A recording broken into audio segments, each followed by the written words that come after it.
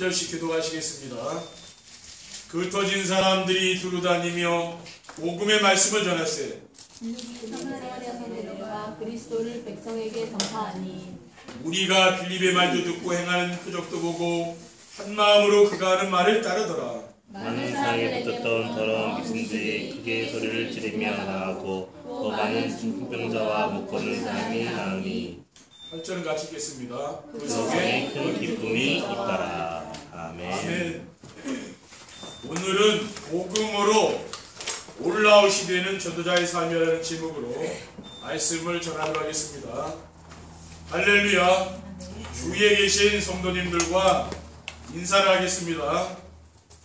전도자의 삶으로 세상의 소금과 빛이 됩시다. 전도자의 삶으로 세상의 소금과 빛이 되시다. 전도자의 삶으로 세상의 소금과 빛이 되는 교회를 만듭시다. 전도자의 삶으로 세상의 소금과 빛이 되는 교회를 만듭시다.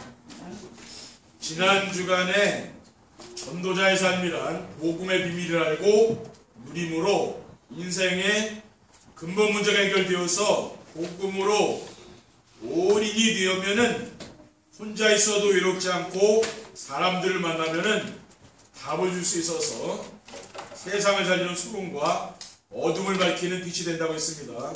그리고 오늘은 복음으로 올아웃이 되어지는 전도자의 삶이라는 메시지를 주셨습니다. 이 말씀은 전도자의 삶을 살면 복음으로 올아웃이 되어진다는 것입니다. 전도자의 삶이 뭐라 했습니까? 정시예배를 듣는 거라 했죠? 정시예배는 뭡니까? 강단 메시지를 매일매일 듣고 그 말씀을 묵상하는 거죠. 그게 바로 전도자의 삶입니다. 이 말씀은 전도자의 삶을 살면 복음으로 올아웃이 되어진다는 것입니다. 저는 이 메시지를 받으면서 올인과 올아웃은 완전히 반대되는 개념인데 어떻게 전도자의 삶을 살면 복음으로 올인도 되고 올아웃도 된다고 할까? 그래서 집중해서 메시지를 들어보니 복음으로 올인이 되면은 자신이 살아나는 것이고 복음으로 올아웃이 되면 모든 사람이 살아난다는 거죠. 그러니까 올인이 돼야 올아웃이 그 열매를 나오는 거죠. 올인할 때. 그래서 전에 메시지를 연결시켜 보면은 올인은 뭡니까? 24시. 이거는 우리의 시간표죠. 내가 하나님께 집중하는 시간표. 그러면은 올아웃은 25시. 25시 뭡니까? 하나님의 시간표. 하나님의 역사가 우리의 삶 속에서 나타나는 것을 말하는 겁니다. 이런 개념으로 말씀을 받으면은 이해하기가 쉬운 것이죠. 첫 번째, 복음으로 올아웃이 되는 전도자의 삶이란 무엇입니까? 전도자의 삶이란 12가지 문제 속에 있는 사람들을 살리는 길입니다. 지금 세상 사람들은 12가지 문제에 빠져 있는 거죠. 12가지 문제가 무엇입니까? 사탄이 만들어 놓은 창세기 3장의 자기중심, 창세기 6장의 물질중심, 창세기 11장의 세상 성공중심, 여기에 빠져서 죽어가고 있는 거죠. 그리고 세상 사람들은 사탄의 종로로 다는 사도행전 13장에 보면 무속인이 나오죠. 박스엘루마가 서기오 바울 총독에게 영향을 주지 않습니까? 사도행전 16장에 보면은 점술인이 나오죠. 귀신 들린 점장이. 그리고 사도행전 19장에 보면은 에베소 지역에 이런 우상 숭배, 우상 신전이 가득한 것입니다. 지금 세상 사람들은 뭡니까? 이런 흑암 문화를 따라가는 거죠. 그리고 세상 사람들은 절대 벗어날 수 없는 사주팔자와 운명에 매여서 죽어가고 있습니다. 이러한 사람들을 복음으로 살려내는 것이 바로 복음으로 올인이 되는 전도자의 삶입니다. 다른 것으로는 살릴 수가 없는 거죠. 복음으로만 살릴 수 있는 거죠. 그래서 우리가 복음으로 올인이 돼야 된다 그 말이에요. 다른 것으로 살릴 수 있다면 우리가 올인할 건 없잖아요. 복음으로 우리가 올인을 안 하면은 살릴 수 없는 거죠. 우리가 이 복음을 누려야, 내가 복음으로 행복해야 내가 전하는 거 아닙니까? 그렇죠. 저는 이게 전도자의 삶을 사니까 제 인생이 행복하더라고요. 그러니까 이야기할 수 있는 거예요. 행복하니까 당신들도 나와 같이 이렇게 전도자의 삶을 살면 진짜 행복해진다. 우리는 증인으로 서야 되는 거죠. 증인. 그리고 복음으로 오라우시 되는 전도자의 삶이란 무엇입니까? 전도자의 삶이란 시급한 일곱 현장을 복음으로 살리는 것입니다. 지금 가장 시급한 현장이 어디입니까? 사각지대 청소년 범죄입니다. 그리고 비어있는 TCK 제3문화권의 사람들이죠. 또 우리나라의 외국에서 근로자로 또 결혼해서 많이 있는 사람들이 있잖아요. 그 자녀들, 그리고 탈북자와 난민 있어요. 문화 혜택을 전혀 받지 못하고 있는 NCK도 있습니다.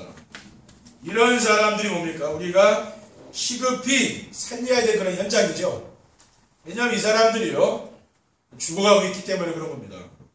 그리고 고위층에 있는 엘리트, 또 연예인, 완전 재앙지대가 어디입니까? 정신병, 또 중독자들, 이런 사람들을 우리가 살려야 되잖아요.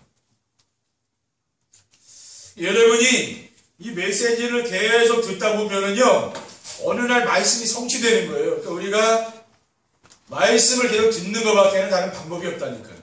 왜 그렇습니까? 내 속에 있는 자기중심, 물질중심, 성공중심으로 각인뿔이 된 것 때문에 이 현장이 안 보인다는 거예요. 여러분이 계속 메시지를 듣다 보면 어느 날 뭡니까? 눈이 자꾸 열린다는 말이죠. 보이는 거예요. 다른 것으로는 우리가 바꿀 수가 없는 거죠. 그래서 우리가 정시하게 하지 않으면 이 메시지를 계속 반복해서 듣는 방법밖에 없다니까요. 그래 우리 생각이 바뀌는 거예요. 그리고 복음으로 올아웃이 되는 전도자의 삶이란 무엇입니까? 전도자의 삶을 살면 5가지 미래를 살릴 수가 있습니다. 이 5가지 미래가 무엇입니까? 다가오는 미래는 분쟁 시대와 이념 시대입니다. 마태복음 12장 25절에 보면 예수께서 그들의 생각을 아시고 이르시되 스스로 분쟁하는 나라마다 황폐해질 것이요 스스로 분쟁하는 동네나 집마다 서지 못하리라. 복음이 없으면은 세상 사람들이 얼마나 싸웁니까? 그렇지. 가정에서, 직장에서, 또 사회에 나가면은 얼마나 싸웁니까? 그렇죠. 그게 분쟁 시대가. 그리고 우리나라도 이 이념 때문에 지금 얼마나 싸웁니까? 이념을 가지고 정치 싸움하죠. 이념 가지고 노사들 싸움하죠. 얼마나 많이 싸우냐고요. 지금 계속 싸움과 분쟁이 끊이지 않는다니까요. 여기에 빠져 죽어가니까 이런 사람은 우리가 살려야 된다 그 말이에요. 이념 따라가는 게 맞습니까? 그거 따라가다 보면 나중에 정신병이 오는 거예요. 왜? 잘못된 거잖아요. 복음이 아니잖아요. 지금 전 세계가 이런 싸움과 이념 때문에 지금 몸살 앓고 있는 것입니다. 그 배후에 누가 있습니까? 사탄이 있는 거죠. 마귀에 공격하는 거죠. 우리 가정에도 복음이 없으면 싸움이 끊이질 않죠. 그렇죠. 부부 싸움이 끊이질 않는 거예요. 왜 그래요? 사탄이 그 배후에 있으니까. 계속 분쟁이 일어나는 거예요. 그리고 정신병 시대와 중독자 시대가 오고 있습니다. 지금 많은 사람들이 약물이라든가 이런 마약 중독에 빠져 있는 사람들이 있고요. 또 알코올 중독, 도박 중독에 빠진 사람들도 많이 있는 거죠. 이런 사람들은 뭡니까? 죽어가고 있는 거 아니에요. 이런 살려야 된다는 말이에요. 그리고 혼합 민족과 혼합 종교 시대가 지금 왔습니다. 우리나라도 옛날에는 단일 민족이었는데 지금은 우리나라도 다민족 시대죠. 그렇죠. 그러니까 모슬렘이라든가 또 외국 사람들이 많이 와 있잖아요. 근데 이 사람들이 올 때 뭘 가져옵니까? 자기네 종교도 가지고 오는 거죠. 이것도 퍼뜨리는 거라 말하자면. 앞으로는 지금 모슬렘이 우리나라를 장악하게 되면 테러 일으키고요. 막 그런 일이 일어납니다. 우리가 모슬렘 그걸 막아야 된다니까요. 정치인들은 돈만 되면 다 하지 않습니까? 그 사람들 종교도 허용하는데 결국 나중에 보면은 우리나라를 장악하고 기독교인을 박해하고 테러를 일으키고 기독교인들을 처형시킨다는 게 모슬렘의 전략이거든요. 우리는 이 모슬렘을 막아야 되는 겁니다. 그래서 이러한 미래를 누가 어떻게 살릴 수 있습니까? 오직 복음으로 결론난 전도자의 삶을 사는 밖에는 다른 대안이 없는 거죠. 복음으로 결론내고 전도자의 삶을 살게 되면 이런 사람을 우리가 막을 수 있는 거죠. 왜냐? 벌써 이를 살릴 수 있는 우리가 마음이 있으니까 살리는 거 아닙니까? 그런데 일반 성도들이나 또 이런 종교인들 이런 사람들은 살릴 수가 없는 거죠. 능력이 없잖아요. 두 번째, 복음으로 오라 시대는 전도자의 삶을 살리면 어떻게 하면 됩니까? 갈보리산의 언약을 붙잡고 집중하여서 그리스도를 체험해야 되는 겁니다. 그리스도께서 나의 과거, 현재, 미래 모든 문제를 끝나셨다고 했어요. 요한복음 10장 30절에 보면 예수께서 신포도주를 받으신 후에 이르시되 다 이루었다 하시고 머리를 숙이니 영원히 떠나가시니라. 저와 여러분이 담당해야 될 인생의 모든 문제를 그리스도의 십자가에 끝내셨잖아요. 우리는 이 사실을 믿는 거죠. 그러니까 믿음으로 이루어진다는 게 행함으로 되는 게 아니라 믿어야 돼요. 그리고 하늘과 땅의 모든 것을 가지고 세상 끝날까지 너희와 항상 함께 되겠습니다. 마태복음 18장 18절 2절에 보면 하늘과 땅의 모든 것을 내게 주셨으니 그러므로 너희는 가서 모든 민족을 제자 삼으라 했잖아요. 아버지와 아들과 성령의 이름으로 세를 베풀고 내가 너희에게 분부한 모든 것을 가르쳐 시키게 하라. 볼지어다 내가 세상 끝날까지 너희와 항상 함께 있어야 하지 않았습니까? 우리는 이런 말씀을 믿어야 되는 거죠. 그리고 요한복음 16장 33절에 보면 이것을 너희에게 이르는 것은 너희로 내 안에서 평안을 누리게 하려 합니다. 세상에서는 너희가 환난을 당하나 담대하라. 내가 세상을 이겨노라라고 했잖아요. 지금 주님께서 제자들에게 하신 말씀 아닙니까? 담대하라 했잖아요. 내가 세상을 이겼으니. 우리는 이러한 언약의 말씀을 내 삶 속에 체험해야 되는 거예요. 여러분의 어떤 문제가 오든지 그게 문제가 아니죠. 그렇죠? 기다리시면 됩니다. 기다리면은 그 문제가 축복으로 싹 바뀌어 있다니까요. 그러니까 기다리시는데 대부분 사람들이 못 기다리잖아요. 조급해가지고. 그리스도께서 주시니 언약을 붙잡고 기다리시기 바랍니다. 하나님의 역사가 나타나는 때. 그리고 복음으로 오라우시 되는 전도자의 삶을 살리면 어떻게 하면 됩니까? 감람산의 미션을 붙잡고 하나님의 나라를 체험해야 되는 겁니다. 하나님의 나라는 부활하신 그리스도께서 제자들에게 주신 집중 메시지입니다. 사도행전 1장 3절에 보면 그가 고난받으신 후에 또한 그들에게 확실한 많은 증거로 친히 살아계심을 나타내사 40일 동안 그들에게 보이시며 하나님 나라의 일을 말씀하시니라.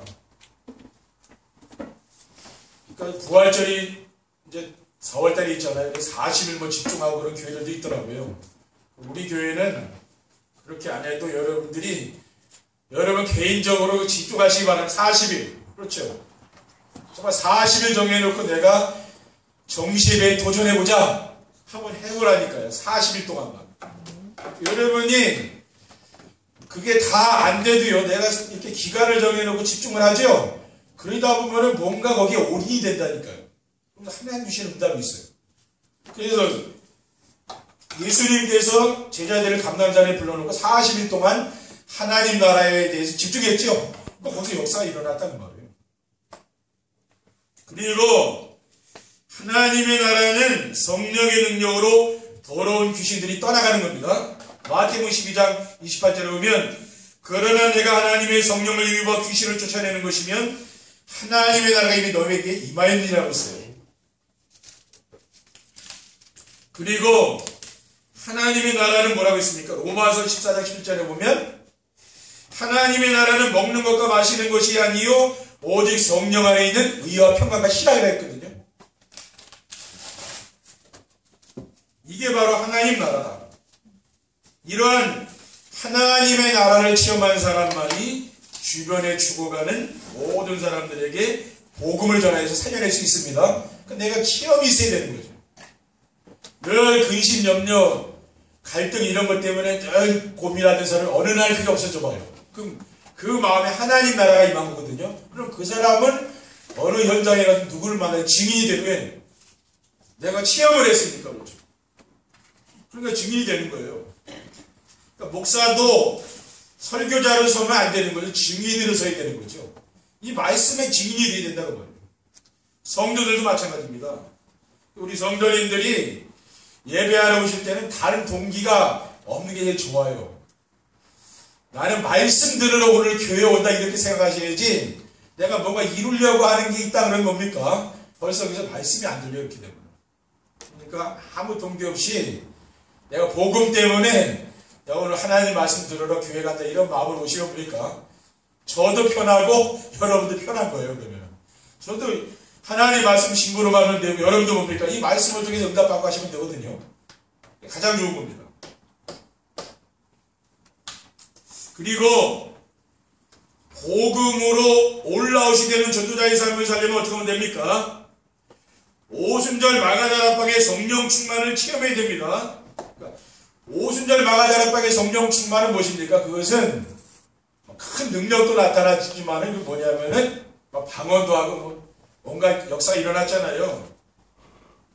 지금 우리 한국 교회는 막 거기에 지금 뭐 그렇죠. 방언하고 뭐 예언하고 통변하고 뭐 거기에 이게 마음을 잡고 있잖아요. 근데 그게 아니고 그런 면도 있지만 말씀이 성취됐다고 말해요.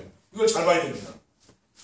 사도행전 2장 10절에 21절에 보면 하나님이 말씀하시기를 말세에 내가 네 영을 모든 육체에 부어주리니 너희의 자녀들은 예언할 것이요 너희의 젊은이들은 환상을 보고 너희의 늙은이들은 꿈을 꾸리라. 그때 내가 네 영을 내 남종과 여종들에게 부어주리니 그들이 예언할 것이요 또 내가 위로 하늘에서는 기사를 아래로 땅에서는 징조를 베풀리니 곧 피와 불과 일기로다. 주의 크고 영화로운 날이 이르기 전에 해가 변하여 어두워지고 달이 변하여 피가 되리라. 누구든지 주의 이름을 부르는 자는 구원을 받으려고 했어요. 이 요엘서의 말씀이 성취됐다는 거예요. 요엘이 한 700년 전에 이미 오순절 마가다락방에 성령 충만이 임할 것을 예언한 거죠. 근데 이 말씀의 성취로 그 성령 충만의 역사가 나타났다는 거예요. 그러니까 우리가 중요하게 봐야 될 건 말씀이 성취됐다는 걸 봐야 돼요. 그리고 오순절 마가다락방의 성령 충만은 무엇입니까? 아무도 막을 수 없는 힘이라는 거죠. 세상 사람들이 막을 수 없는 초자연적인 힘입니다. 사도행전 2장 1절에 하자를 보면 오순절 날이 이미 이름에 그들이 다같이 모였더니 호련히 하늘로부터 급하고 강한 바람 같은 소리가 있어 그들이 앉은 온 집에 가득하며 마치 불의 여처럼 갈라지는 것들이 그들에게 모여 각 사람을 위해 하나씩 말했더니 그들이 다 성령의 충만을 받아 성령의 말하게 하심을 따라 다른 언어들로 말하기를 시작하지나. 불, 바람 이거 엄청난 거지요. 지난 주간에 진강산에도 불이 났었잖아요. 그 며칠 만에 꺼졌죠. 불이라는 게 그렇습니다. 삽시간에 막 번지잖아요. 저도 어릴 때 뒷산에 불이 났는데 어리 있으니까 불거리가 다니잖아요. 근데 불 나니까 좀 사람들 다 가가지고 옛날에 불 껐거든요. 지금은 뭐 사람들 다 갑니까 그렇죠? 공무원도 이런 사람들 가지. 옛날엔 다들 올라갔거든 불 끄려고. 근데 불이 무섭지 않습니까? 그러니까 물 경험한 사람 그것도 무섭습니다. 그렇죠? 저도 물에 죽을 뻔했거든요. 또 불도 무서운 거예요. 불. 근데 오순절 마가다락방의 성령 충만해서 불같이 이렇게 일어났다고 말해요. 그렇죠? 이건 뭡니까? 사람이 막을 수 없는 거예요. 막을 수 없는 그 힘이 나타나는 거죠. 우리 강화원역교회도 이런 오순절 마가다락방의 성령 충만한 그런 힘이 나타나는 줄 믿습니다. 힘 나타나고 있는 거예요. 그렇죠? 그리고 오순절 마가다락방의 성령 충만 어떤 겁니까? 전도가 되어지고 제자가 되어지는 거예요. 아무리 방언하고 예언하고 막 해도요. 전도가 되어지지 않고 제자가 세워지지 않는다면 그거 진짜 그거 중요한 거 아닙니다. 그렇죠?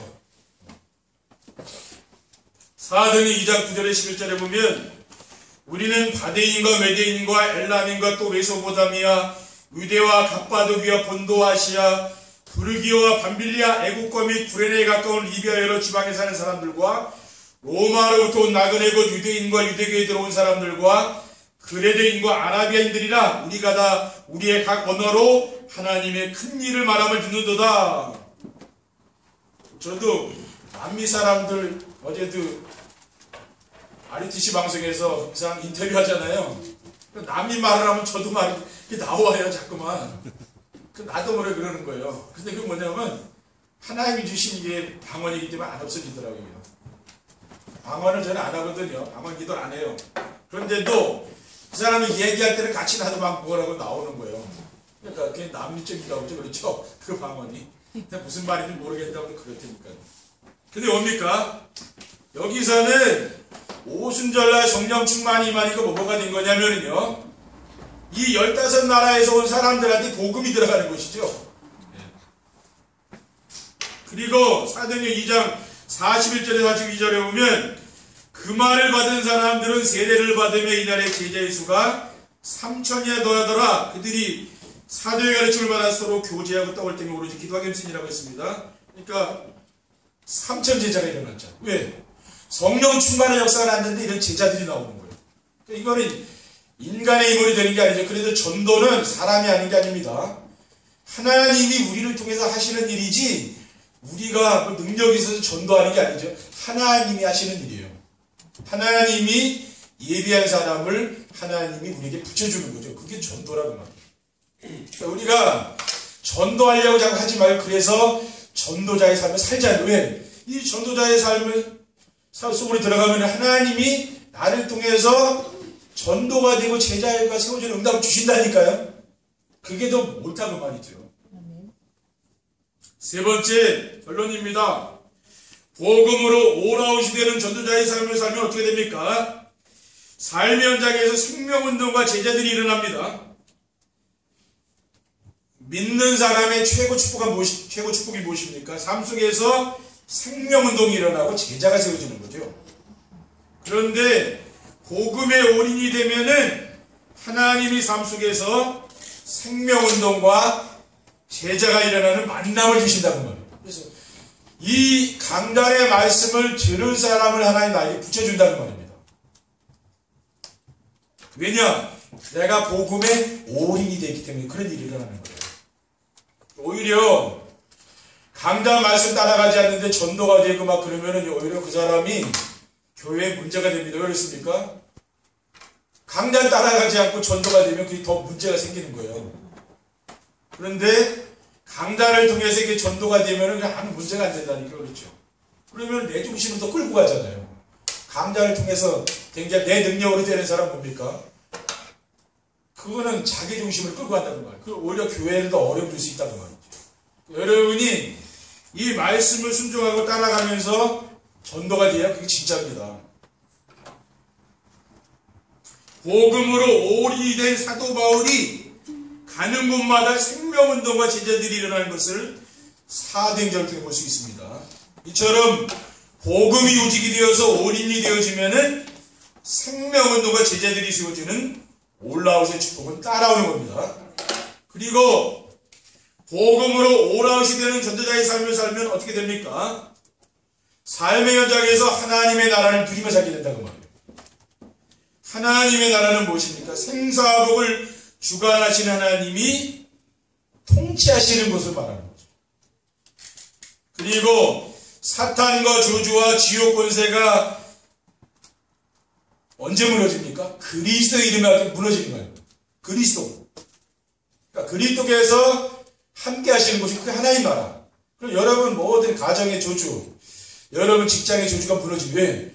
그리스도께서 계시기 때문에, 나와 함께 계시기 때문에 그런 거예요. 그리고 눈에 보이지 않는 성령 충만한 역사가 나타나는 곳이 뭡니까? 그곳이 바로 하나님의 나라라 그 말이에요. 그래서 오늘 본문에 보면은 그 흩어진 사람들이 두루다니며 복음의 말씀을 전할 때 빌립이 사마리아 성에 내려가 그리스도를 백성에게 전파하니 무리가 빌립의 말도 듣고 행하는 표적도 보고 한 마음으로 그가 하는 말을 따르더라. 이 사마리아 성에 가서 빌립에게 복음 말씀 전했잖아요. 복음 말씀 전했는데 이 사람들이요 한 마음으로 빌립의 말을 들었잖아요. 한 마음으로. 그러니까 완전히 집중하고 올인한 겁니다. 그 역사가 나타난 거예요. 그리고 복음으로 오라시 되는 전도자의 삶을 살면 어떻게 됩니까? 삶의 현장과 시대에 꼭 필요한 소금과 빛이 되어집니다. 지금 세상에 정말 필요한 사람은 어떤 사람입니까? 훌륭한 정치인, 경제인, 과학자, 교육자, 법조인 이런 사람들이 필요하죠. 그리고 그러한 사람들은 지금 세상에 많이 있습니다. 매년마다 훌륭한 일을 해서 노벨상을 받는 사람들도 많이 있죠.